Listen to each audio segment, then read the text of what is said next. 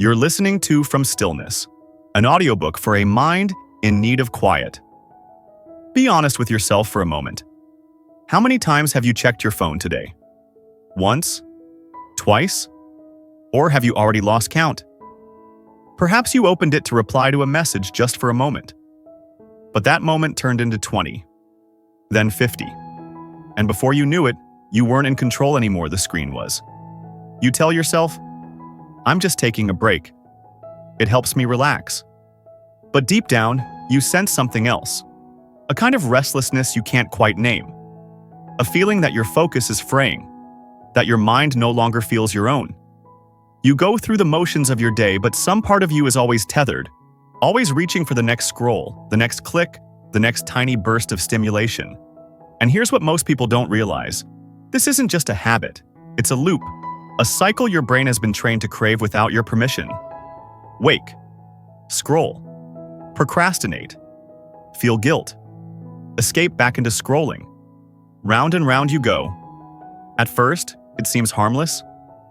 But gradually, the signs creep in. You struggle to focus. You lose track of time. You find yourself avoiding the things that truly matter because your energy is already drained. And yet, you tell yourself you're still in control, that you could stop anytime. But here's the truth. If you could, you already would have. The reason this loop is so hard to break isn't because you're weak, or lazy, or undisciplined. It's because these devices, these apps, were carefully designed to capture and hold your attention. And once they have it, they don't let go easily. But there is a way back. A way to reclaim your focus, your time, your life. Not through sheer willpower, but through awareness, through small, deliberate shifts, through learning how to break the cycle gently, steadily, one step at a time. That is what this journey is about. Not about rejecting technology, but about remembering that your attention, your life, belongs to you. And it begins here. Before we can break the cycle, we need to understand it. Because there is a reason your phone feels so irresistible, and it's not because you lack discipline. It begins in the brain. Each time you scroll, you trigger a tiny chemical signal, a burst of dopamine. Now here's something most people misunderstand. Dopamine is not the chemical of happiness. It is the chemical of wanting. It drives you to seek more, but it never allows you to feel truly satisfied. That's why one short video so easily turns into 10. Why just 5 more minutes often stretches into hours. The apps you use know this. They are carefully engineered to exploit it. Infinite scrolling, autoplay, randomized rewards, bright notifications designed to pull you back in again and again. The same psychological mechanisms used in slot machines are now built into your pocket. And over time, your brain learns to crave that constant stream of stimulation. But there's a hidden cost.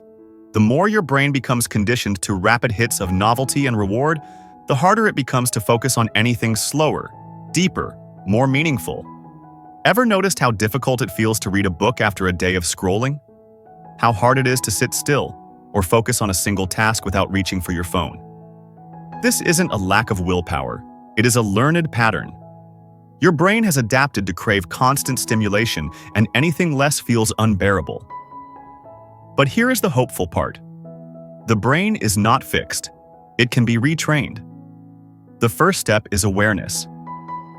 When you begin to see the invisible strings, the ways your attention is being hijacked, you create the space to choose differently. I remember when I first realized this for myself. How apps like Instagram and TikTok use the same psychological tricks as casinos, designed not to serve me, but to keep me hooked. And once you see that, you can no longer unsee it. You begin to understand. It is not your fault you feel this pull, but it is your responsibility to reclaim your mind. And that is where real change begins. So let's move from understanding to action.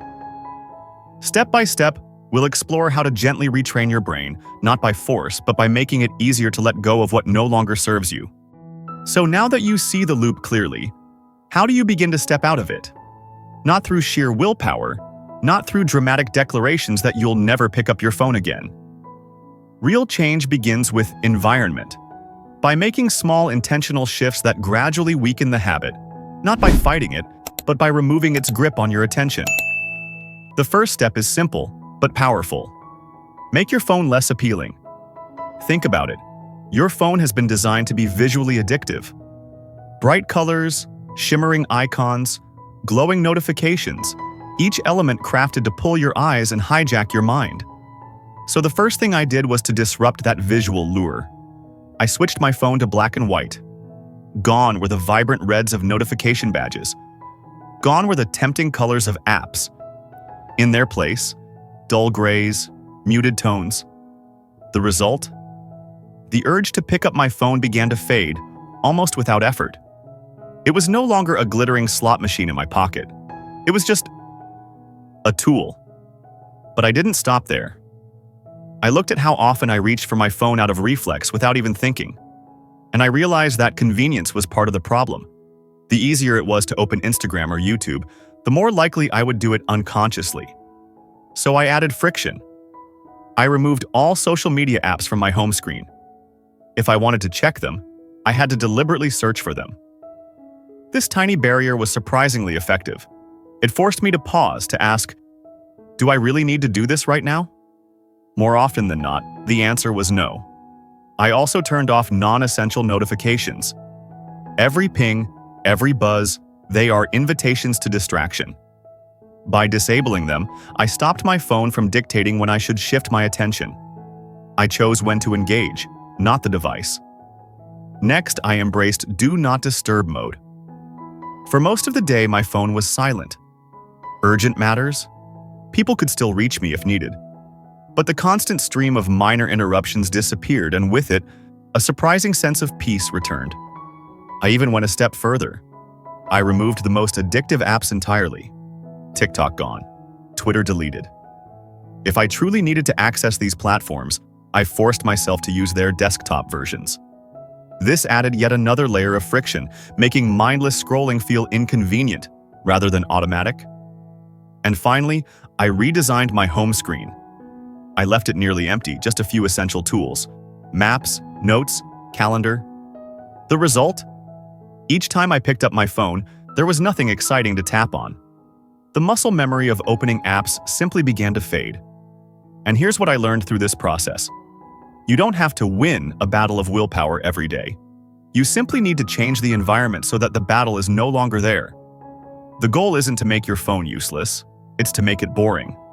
Because when your phone stops triggering a constant stream of dopamine, your brain begins to settle. The craving weakens, the reflexes fade. You reclaim space, mental, emotional, and physical, that was once lost to endless scrolling. And with that space, you can begin to rediscover what you truly value. But this is only the beginning. If you stop here, if you simply remove the habit without replacing it, the void will pull you back. Your brain needs something to reach for, which is why the next step is crucial.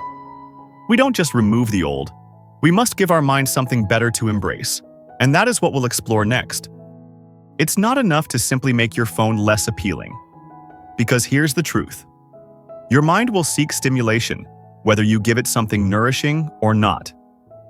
If you remove the easy dopamine hits without replacing them, you will create a vacuum, and the pull of old habits will rush to fill that space. This is why many people relapse. They delete the apps but leave their days empty. They create silence but fill it with restlessness. So this next step is essential. Replace. Don't just remove. Your brain is wired to seek engagement, novelty, learning. It's not wrong for it to want these things. The key is to choose sources that truly serve you. When I began this process, I asked myself, what can I give my mind that is richer, slower, more fulfilling than endless scrolling? Here's what I discovered. Instead of scrolling through short, fast videos, I sought out deeper content, long-form, meaningful. Educational YouTube videos became a new source of learning. Not mindless consumption, but intentional growth. Instead of constantly texting, I chose to pick up the phone and call someone. Real voices, real connection. Conversations that left me feeling nourished, not drained. Instead of reaching for my phone when I felt restless, I picked up a book.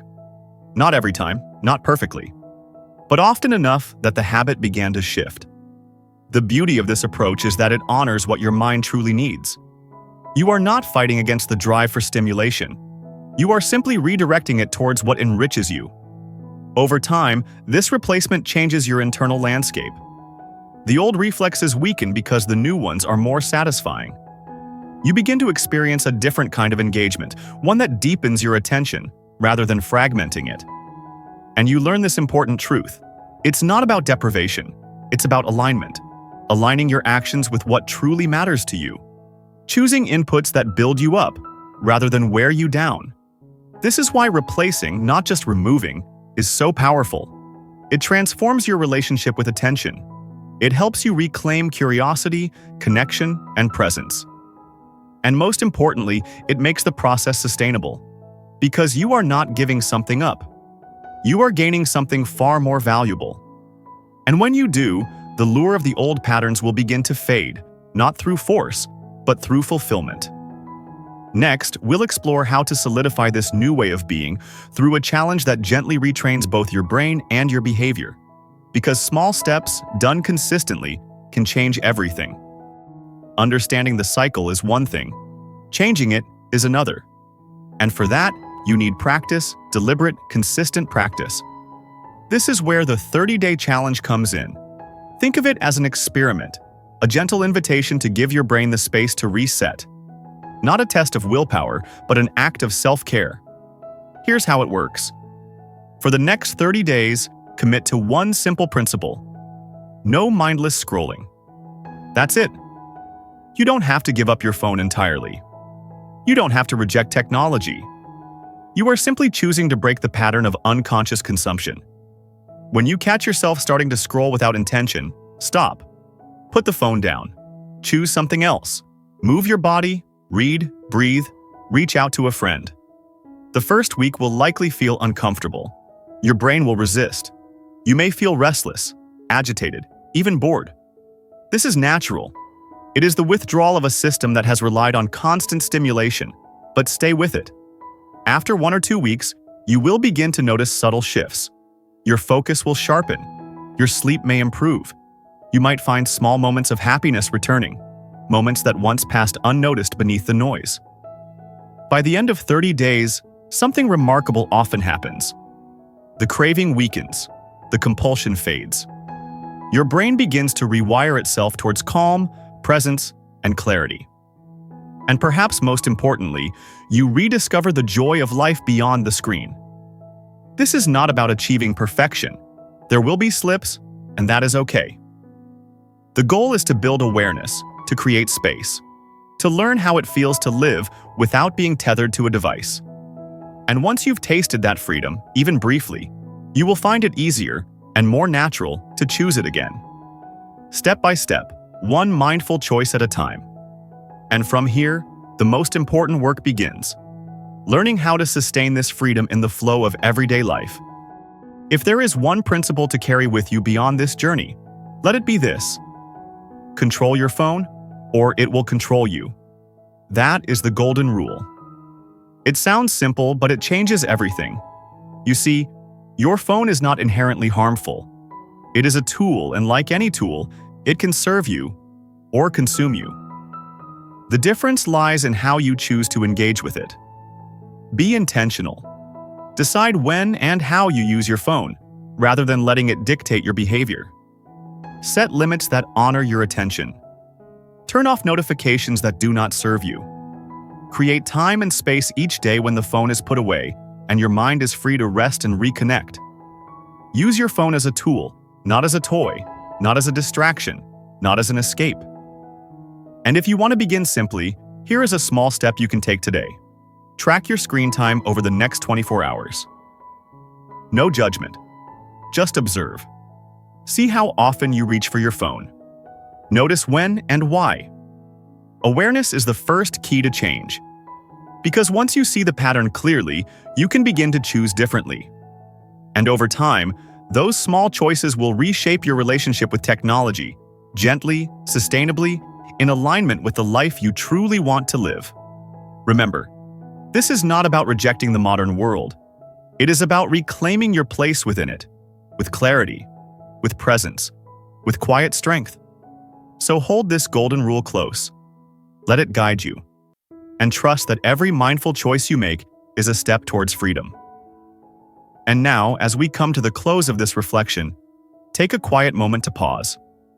Ask yourself gently, how much of your life is spent through a screen? And how much is still fully lived? This is not a call to abandon technology. It is a gentle invitation to return to your breath, your body, your relationships, your presence. There is a world beyond the scroll, moments waiting to be noticed, connections longing to be deepened, skills and dreams quietly calling for your attention, and none of them can truly be found through endless flickers of light. So if you've made it this far, something inside you is already ready to change. You are already awake to the subtle cost of distraction and the deeper rewards of attention. Remember, this is not about being perfect.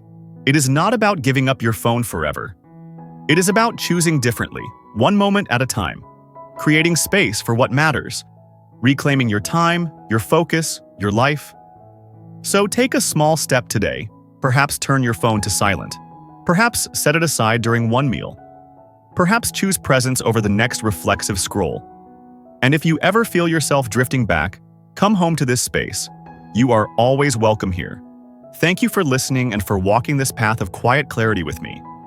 Until next time, move gently, live fully, and trust that every small shift you make carries you closer to the life you truly long for.